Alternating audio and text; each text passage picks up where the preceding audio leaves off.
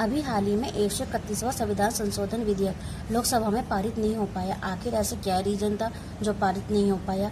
आखिर इसका उद्देश्य क्या था? जो 131वां संविधान संशोधन विधेयक लोकसभा में लाने की बात हो रही थी, पारित करने की बात हो रही थी, जो पारित नहीं हो पाया। स्टार्ट करते हैं।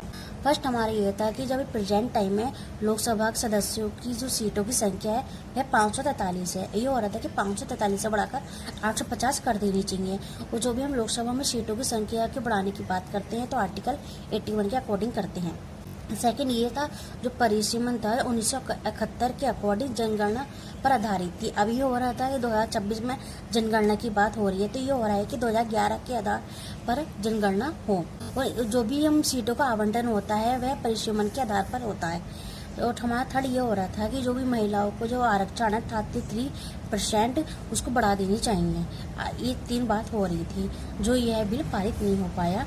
अब बताते हैं कि आखिर ऐसे क्या रीजन हो गया था जो यह बिल पारित नहीं हो पाया लोकसभा में। आर्टिकल 368 के अकॉर्डिंग जब भी हम कोई भारतीय संविधान में कुछ संशोधन करते हैं तो क्या होता है, उससे हमारे भारतीय संविधान के संघात्मक व्यवस्था पर बदलाव होता है। 2/3 आपका लोकसभा में नहीं बैठा है तो यह बिल वहीं रोक दिया जाता है। लोकसभा में 2/3 मतदान होना आवश्यक है। इसी कारण ये बिल प्रस्ताव पारित नहीं हो पाया क्योंकि